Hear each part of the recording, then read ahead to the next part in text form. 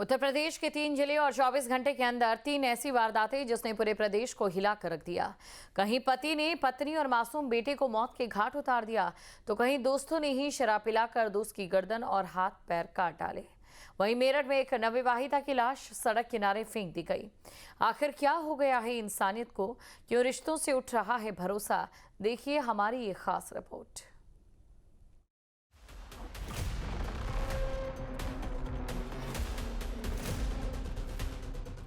3 शहर 4 मौतें, रिश्तों का कत्ल, दोस्तों की बेवफाई और प्यार में धोखा।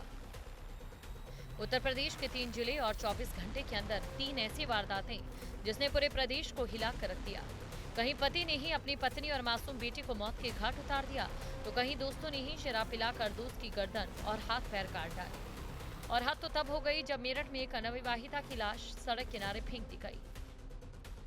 गाजियाबाद मर्डर, बाप बना जल्लाद, पत्नी और बेटी की हत्या, दूसरी बेटी गंभीर, पुलिस की कार्रवाई, पति गिरफ्तार, हत्या की वजह घरेलू विवाद।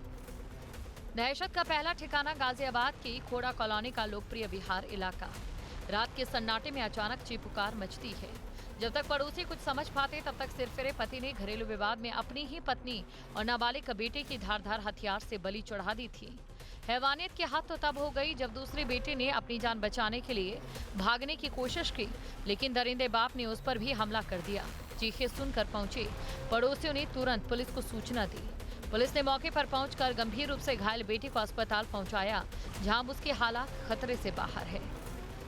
गाजियाबाद के खोड़ा क्षेत्र से एक दिल दहला देने वाला मामला सामने आया है, जहां घरेलू विवाद कलह के चलते राजा अंसारी नाम के व्यक्ति ने पहले धारदार हथियार से अपनी पत्नी को मार दिया। उसके बाद निर्मम तरीके से अपनी 15 वर्षीय बेटी की हत्या कर देता है। उसके बाद उसकी छोटी बेटी को भी जानलेवा हमला करता है, जिसके बाद उसको गंभीर स्थिति में नजदीकी अस्पताल में भर्ती कराया गया है, जहां उसका इलाज चल रहा है। पुलिस को सूचना जब इस मामले की मिलती है तो तत्काल पुलिस वहां पहुंचती है और दोनों शवों को कब्जे में लेकर पोस्टमार्टम के लिए भेज देती है। फिलहाल आरोपी राजा अंसारी पुलिस हिरासत में है और पुलिस लगातार उससे पूछताछ कर रही है कि ऐसी क्या वजह रही थी कि उस व्यक्ति ने पहले अपनी पत्नी की धारदार हथियार से हत्या करी, उसके बाद अपनी एक बेटी की हत्या करके दूसरी बेटी को भी मारने जा रहा था।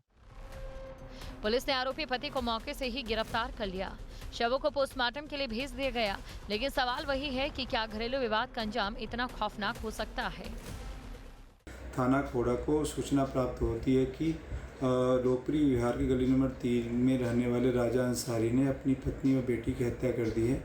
इस सूचना पर थाना खोड़ा की फोर्स तथा मेरे द्वारा तत्काल घटनास्थल पहुंचा जाता है, तो जांच पड़ताल में तथ्य प्रकाश में आता है कि राजा अंसारी जो मूल रूप से अररिया बिहार का रहने वाला है, अपनी पत्नी बीबी तबस्सुम तथा अपनी 2 बेटियों क्रमशः सना तबस्सुम व रूबी तबस्सुम, जिनकी उम्र क्रमशः 15 वर्ष तथा 14 वर्ष है, के साथ गली नंबर 3 में मकान के चौथे तल पर रहता था।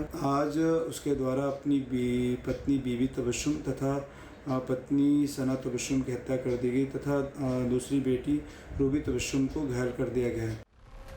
दोस्तों की बेवफाई, बोरे में बंद मिली लाश, जाम में घुला जहर, दोस्तों ने ही काट डाले हाथ पैर, शव को सुनसान इलाके में फेंका। वारदात नंबर 2, धर्मनगरी वाराणसी का सिगरा थाना क्षेत्र, जहां दोस्ती के पवित्र रिश्ते को खून से लाल कर दिया गया। 6 अगस्त से लापता ईशु कन्नौजिया का क्या कसूर था? कसूर सिर्फ इतना कि उसने अपने उन दोस्तों पर भरोसा किया जो उसके कातिल बनने वाले थे। 17 अगस्त को परिजनों ने गुमशुदगी दर्ज कराई।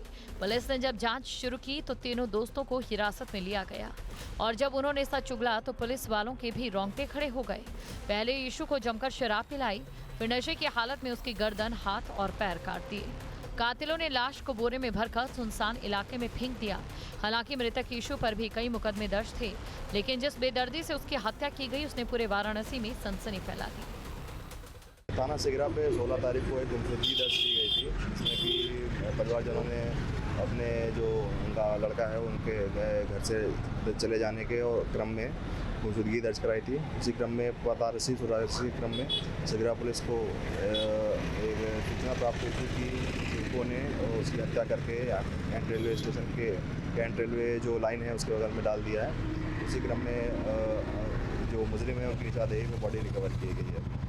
प्रथम दृष्टया इनसे पूछताछ करने पे हम बात सामने आई है कि इन लोग का आपसी विवाद हुआ था किसी चीज़ को लेकर के कुछ दिनों पहले। उसी क्रम में इन लोगों ने योजना बनाई थी उसकी हत्या करने की। इन सभी पे पहले भी कई आपराधिक मुकदमे दर्ज हैं। गाजियाबाद और वाराणसी की तस्वीरें आपने देखी, लेकिन अब जो मामला मेरठ से सामने आया वो प्रेम, धोखे और साजिश के एक ऐसी दास्तान है जो आपको अंदर तक झकझोर देगी। एक शादीशुदा महिला, एक प्रेमी और फिर एक बलेनो कार में रची गई खौफनाक साजिश। इश्क, साजिश और कत्ल। इश्क हुआ बना कत्ल की वजह।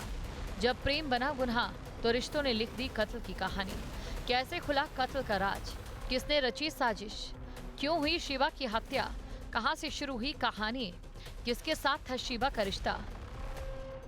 2 दिन पहले मेरठ के सरधना में सड़क किनारे एक युवती की खून से लथपथ लाश मिलती है। 24 घंटे तक पहचान नहीं हो पाती, लेकिन जब सर्विलांस और सीसीटीवी खंगाले गए तो परत दर परत सच सामने आ गया। मृतका की पहचान सियाल गांव की शिवा के रूप में हुई। जांच में खुलासा हुआ कि शादीशुदा शिवा का अफेयर लाला महमूदपुर के सादिक से चल रहा था। दोनों शादी भी करने वाले थे, लेकिन फिर सादिक की नीयत बदली। सादिक ने अपने परिजनों के साथ मिलकर शिवा को कार में बिठाया, उसकी हत्या की और लाश को सड़क किनारे फेंककर फरार हो गए।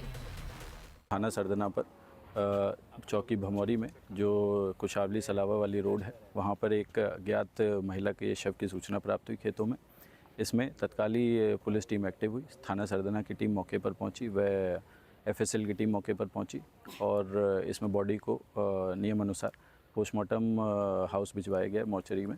और इसमें बॉडी के शिनाख्त के लिए आसपास के जितने भी जनपद हैं सभी पे संपर्क किया जा रहा है।